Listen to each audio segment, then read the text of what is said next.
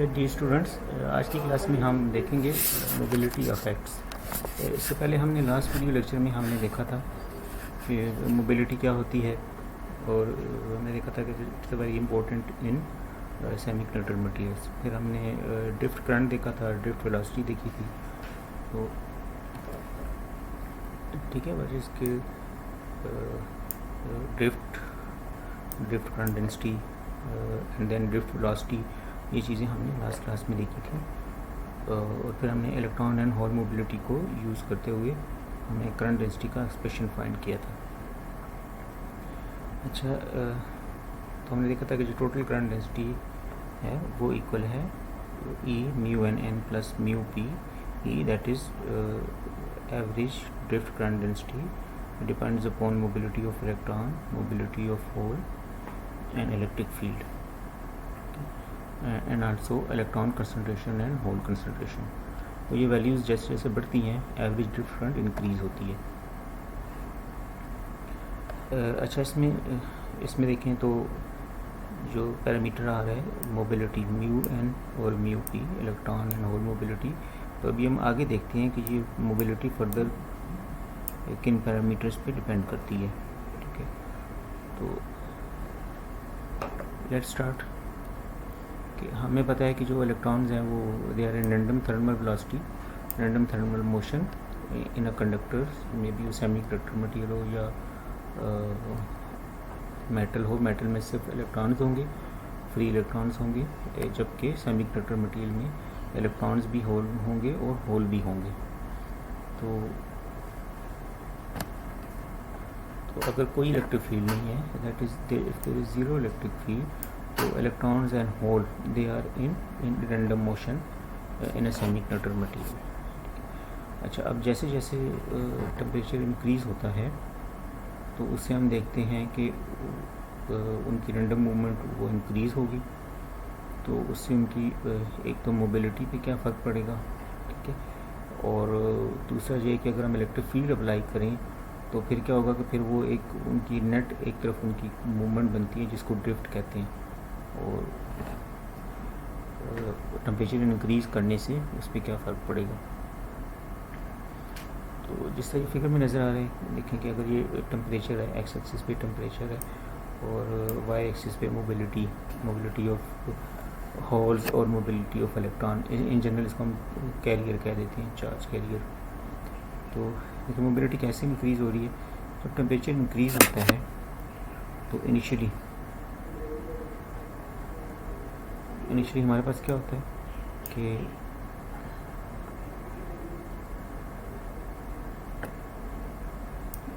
That is temperature increase होने से mobility increase होती है। ठीक है, इनिशियली टेम्परेचर इंक्रीज़ करने से मोबिलिटी इंक्रीज़ होती है। और ये किस रेशियो से इंक्रीज़ हो रही है, that is T⁻³ which is proportional to mobility is increasing with temperature and is proportional to T⁻³/2। अच्छा, उसके बाद जब फर्दर टेम्परेचर इंक्रीज़ करते हैं देन इट डिक्रीजेस। ठीक है, विद इंक्रीजिंग टेम्परेचर। और ये किस रेशियो से डिक्रीज़ होती है, दैट इज़ T⁻³ और you can say 1/T⁻³²। T⁻³²।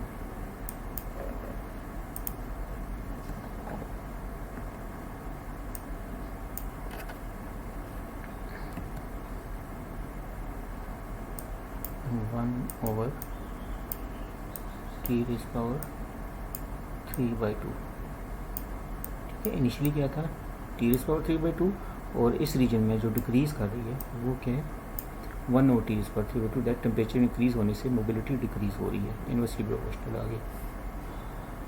अब इनको देखते हैं ऐसा क्यों होता है। दूसरा ये है कि अगर आप डोपिंग कंसंट्रेशन इंक्रीज़ कर दें मटेरियल के अंदर, डोपिंग मीन इम्प्योरिटीज़ इंक्रीज़ कर दें, तो उससे मोबिलिटी क्या होगी कि अगर डोपिंग बहुत कम है, इनिशियली स्लाइटली डोपिंग इंक्रीज़ करें तो मोबिलिटी भी शुरू में कोई ख़ास फ़र्क नहीं पड़ता। Initially there is no change, almost slightly decrease करती है। उसके बाद क्या होता है कि जैसे आप डोपिंग कंसंट्रेशन ज़्यादा कर देंगे, मीन कि उसमें इम्प्योरिटी आइटम ज़्यादा आएंगे और वो आइंस होंगे, वो क्या करेंगे कि वो इलेक्ट्रॉन्स और होल को कैप्चर करेंगे। उनकी मूवमेंट को रोक देंगे, स्लो कर देंगे, तो उससे मोबिलिटी क्या हो जाएगी, ये डिक्रीज़ होना शुरू हो जाएगी। जैसे जैसे डोपिंग कंसनट्रेशन इंक्रीज़ करेंगे मोबिलिटी डिक्रीज़ होती है। अच्छा, अब होल मोबिलिटी हमारे पास देखें क्या था, mu n is equal to V D P over E. ठीक है, ये हमने इसको देख लिया था डेफिनेशन से। थोड़ा इसको हम देखते हैं इलेक्ट्रॉनिक या लेवल पे, कैरियर कंसंट्रेशन पे, कैरियर्स पे जाके देखते हैं कि मोबिलिटी को हम किस तरह फाइंड कर सकते हैं। मोबिलिटी एक तो हमारे पास होती है चार्ज पे डिपेंड करेगी ई, और दूसरा टास सी पी। इसमें tau is time between two successive collisions. कौन सी कोलिजन जी, जो इलेक्ट्रॉन या होल मूव करता है सेमीकंडक्टर में, हमने देखा है कि वो एटम्स के साथ स्ट्राइक करता है। ठीक है, जब एटम्स के साथ स्ट्राइक कर रहा है तो कोलाइड कर रहा है, तो दो कोलिजन के बीच का जो एवरेज टाइम है, ठीक है, इनके अगर ये एटम्स हैं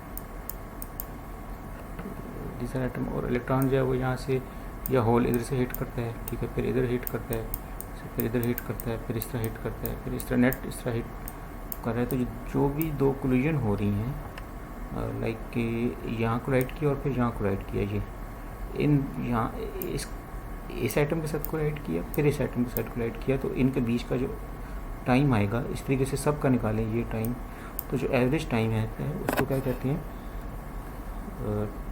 टाइम बिटवीन टू कोलिजन्स। ठीक है, उसको हम टॉस से रिप्रेजेंट करते हैं। अब वो इलेक्ट्रॉन के लिए भी हो सकता है और होल के लिए भी हो सकता है। तो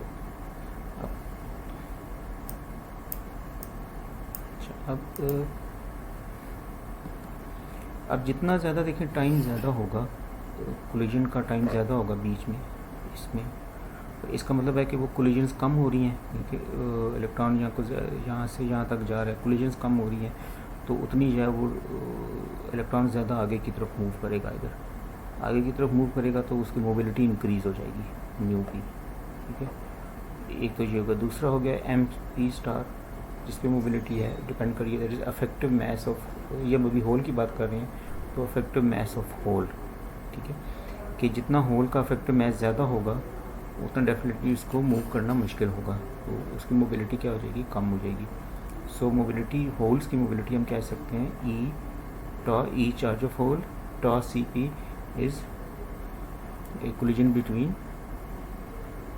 time between two successive collisions, के जो होल जब वो एटम्स के साथ कोलाइड कर रहे हैं, and m p star is effective mass of whole.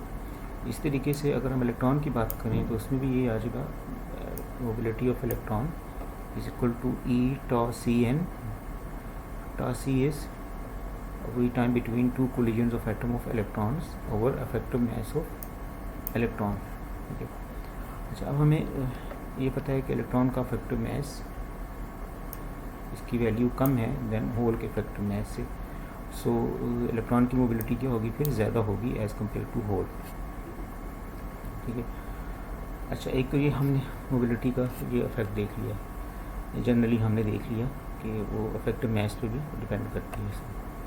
अच्छा, जो दूसरा इसमें पॉइंट आता है कि मोबिलिटी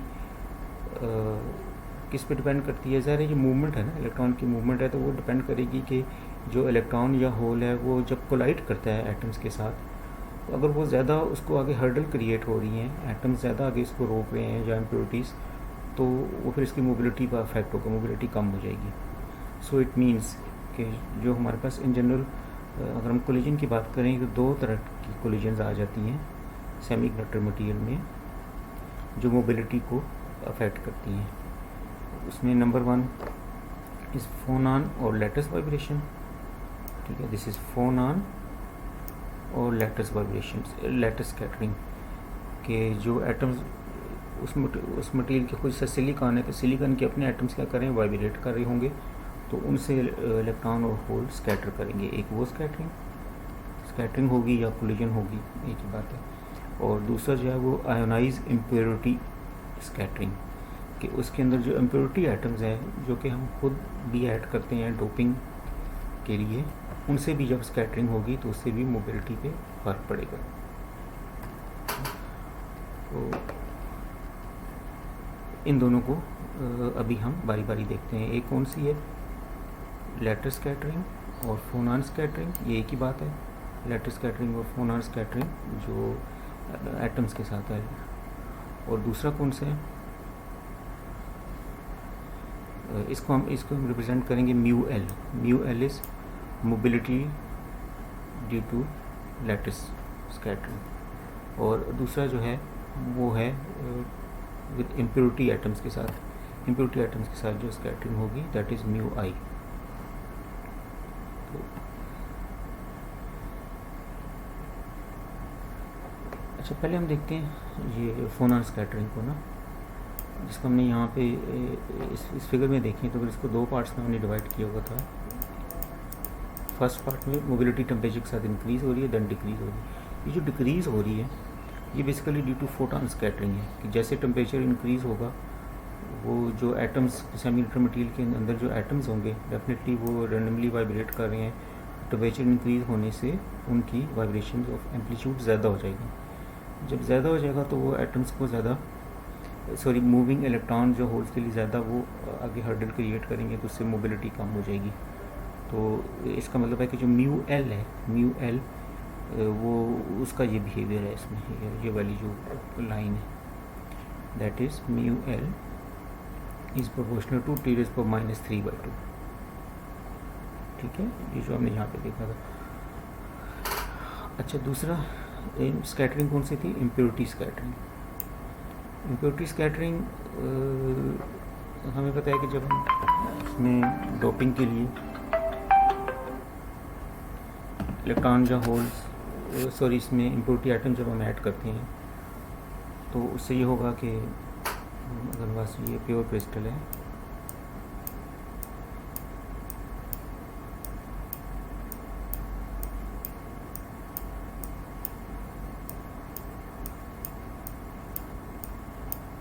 ये प्योर क्रिस्टल एटम्स हैं। अच्छा, यहाँ पर हमने कोई इम्प्योरिटी ऐड कर दी लाइक दिस, ये एक पॉजिटिव आइन होगा इम्प्योरिटी।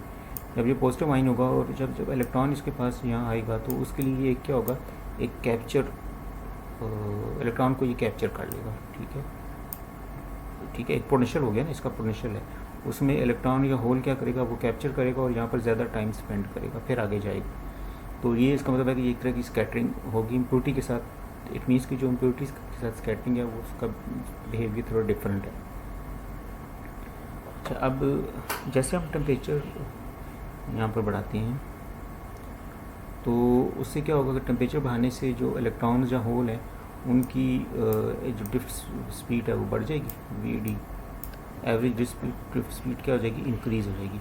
इसका मतलब है कि जो इलेक्ट्रॉन या होल है वो इस इम्प्योरिटी जो हमारे पास पोटेंशियल है, बैरियर है, इसको वो क्विकली क्या कर जाएगा, क्रॉस कर जाएगा। अब जितना ज़्यादा टेम्परेचर इंक्रीज़ करेंगे उतनी इलेक्ट्रॉन की वेलोसिटी ज़्यादा होगी या होल की, तो वो इसको क्या करेंगे, इस जो हमारे पास ये एक आयोनाइज इम्प्योरिटी थी, इसकी वजह से जहाँ पोटेंशियल बना था उसको जो कूलम रिपल्जन यहाँ पर हो रही है या कूलम इंटरेक्शन हो रही है, तो उसको वो इजीली क्या करेंगे, क्विकली, हाई स्पीड, टेम्परेचर ज़्यादा है, टेम्परेचर ज़्यादा होने से ड्रिफ्ट वेलोसिटी ज़्यादा हो रही है, उससे इसको वो जल्दी से पास कर जाएंगे। जब जल्दी पास कर जाएंगे तो मोबिलिटी ज़्यादा हो जाएगी। इसका मतलब है कि टेम्परेचर बढ़ाने से जो हमारे पास impurity, ionise impurities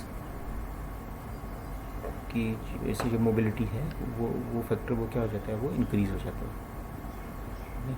so mu I is mobility due to ionize impurity scattering और that is proportional to T⁻³ ठीक है, जो कि इस फिगर में हमने देखा था कि ये शुरू वाला पोर्शन है, ये वाला ये इसको कोरिस्पॉन्ड कर रहे हैं। ठीक है। शुरू में लैटिस वाइब्रेशन का रोल कम होता है क्योंकि लो टेम्परेचर पे एटम वाइब्रेशन इतनी ज़्यादा डोमिनेट नहीं करते, लेकिन जब टेम्परेचर बहुत ज़्यादा हो जाता है तो वो वाइब्रेशन बढ़ जाती हैं, तो वो मोबिलिटी डिक्रीज़ होना शुरू हो जाती है। अच्छा, अब हमारे पास अगर हम कहें कि tau L is the mean time between collision of due to lattice scattering, जो कि हम देख चुके हैं कि जो स्कैटरिंग के बीच का जो टाइम है मीन टाइम, इसको हम tau L से रिप्रेजेंट करें, तो देन जो हमारे पास ये बनेगा कि अगर हम थोड़ा सा टाइम इंटरवल ले लें dt टाइम इंटरवल के अंदर जो इलेक्ट्रॉन या होल की dt टाइम के अंदर उस एटम के साथ जो स्कैटरिंग की प्रोबेबिलिटी है वो इक्वल होगी dt over tau L। tau L क्या है? Mean scattering time. जितना ये टाइम कम होगा इसका मतलब है कि वो इलेक्ट्रॉन जो है वो वहाँ क्विकली पास कर रहा है, तो मोबिलिटी बढ़ जाएगी, प्रोबेबिलिटी ज़्यादा, स्कैटरिंग की प्रोबेबिलिटी ज़्यादा हो जाएगी। जितना ये टाइम कम होगा उतनी कोलिजन ज़्यादा होंगी,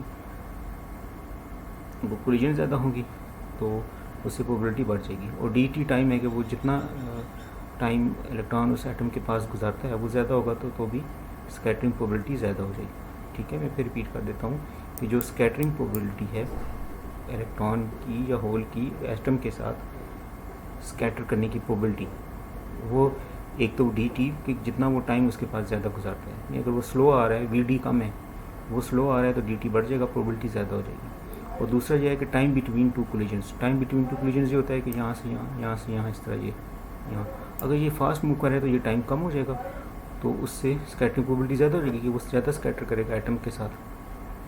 तो इसी तरीके से अगर हम इम्प्योरिटी के लिए बात करें तो उसमें भी यही हो जाएगा dt ओवर tau I।